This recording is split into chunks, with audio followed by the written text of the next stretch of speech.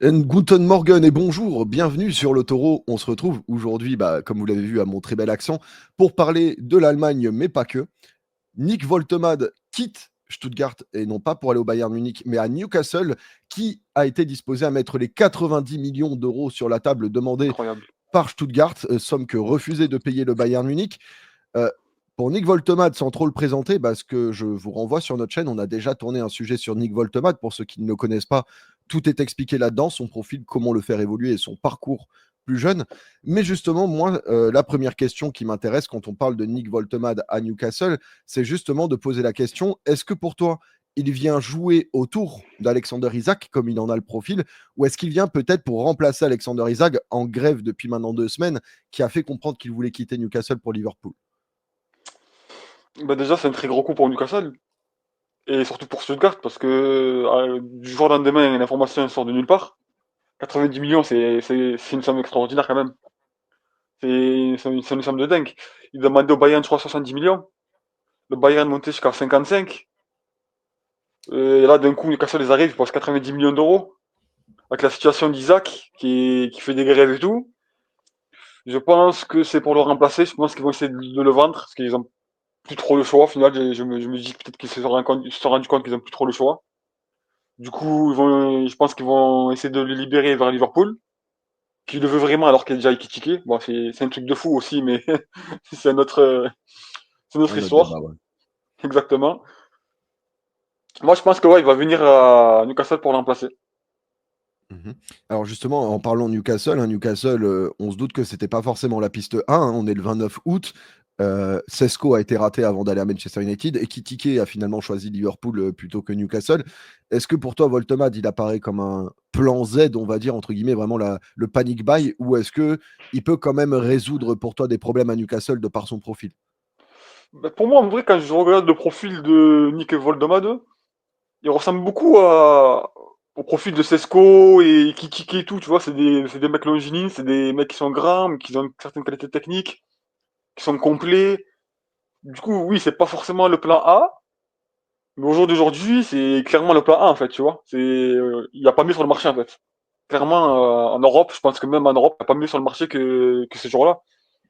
Du coup, je pense que c'est une bonne affaire, c'est un grand mot, parce qu'il a coûté quand même 90 millions d'euros.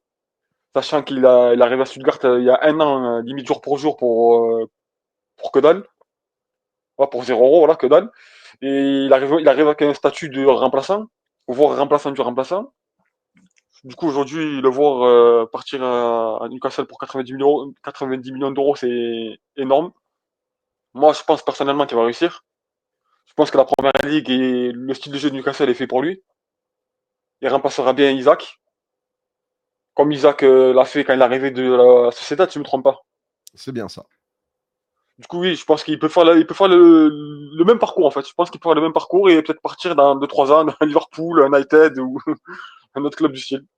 Mhm. Alors justement, moi, il y a une autre interrogation sur ce transfert. Nick Woltemade, Florian Wirtz, ça fait quand même deux internationaux allemands qui ont été pistés par le Bayern pour finalement rejoindre la Première Ligue.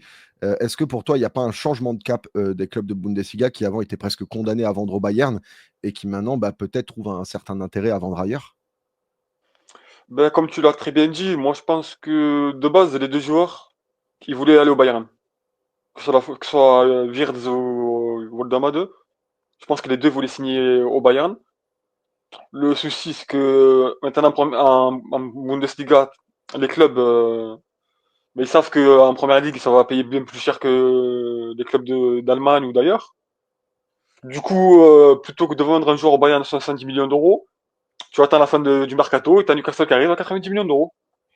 Du coup, Stuttgart est totalement gagnant parce que tu vends pas au Bayern, parce que t'as pas envie de le vendre au Bayern, ils ont jamais voulu le vendre au Bayern. Tu le vends en première ligue pour 90 millions d'euros. C'est tout bénéfice pour Stuttgart. C'est ça, c'est ce que j'allais dire. Et quand je fais le parallèle avec certains joueurs précédents, je pense à Kai Havertz, Ouais, qui était parti de Leverkusen à Chelsea pour une somme comprise entre 90 et 100 millions d'euros. Werner, totalement. qui avait fait le choix de ne pas rester en Bundesliga et de quitter Leipzig pour aller à Chelsea pour 60 millions d'euros lui aussi.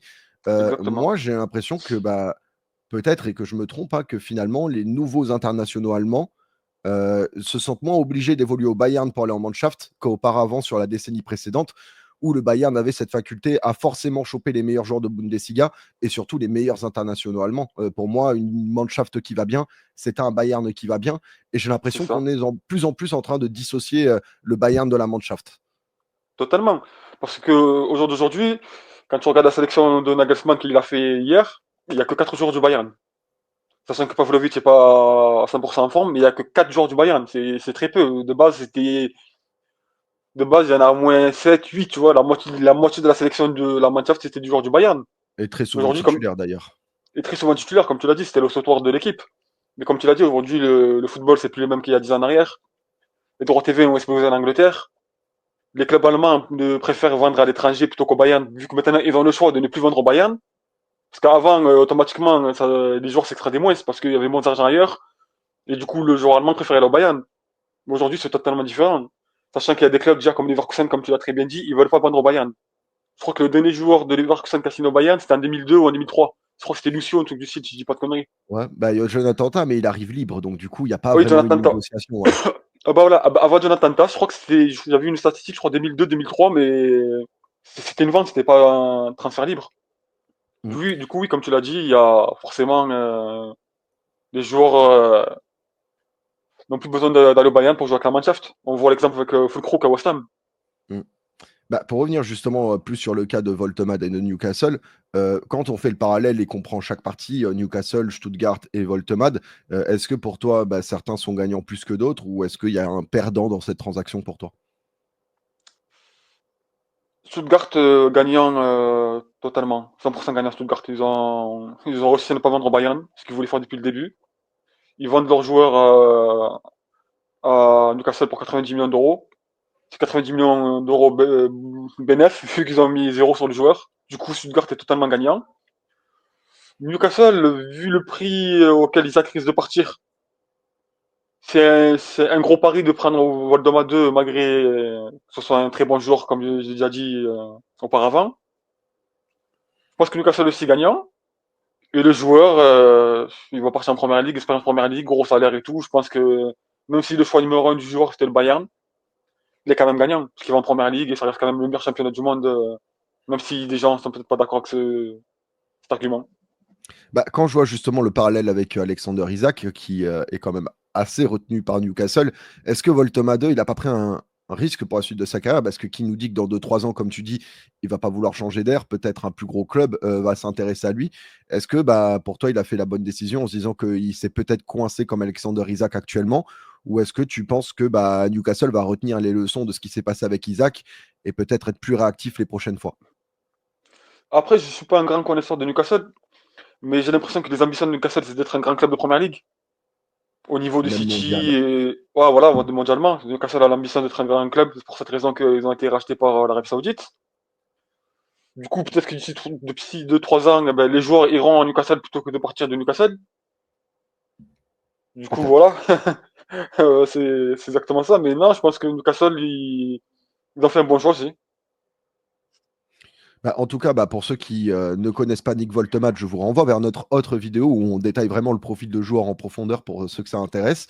Bah, pour les autres, n'hésitez pas à nous donner votre avis. Est-ce que pour vous, bah, Voltemat à Newcastle, c'est un bon transfert ou même un scam, vu le prix? On a le droit d'en parler. N'hésitez pas à donner Totalement. votre avis dans les commentaires, à liker la vidéo si elle vous a plu pour le référencement et le développement de la chaîne, et surtout à vous abonner si vous êtes nouveau sur le contenu. On vous donne rendez-vous ce dimanche pour le live hebdomadaire de la chaîne. Sur ce, en tout cas, merci à tous d'avoir été là et à très vite. Tchuss.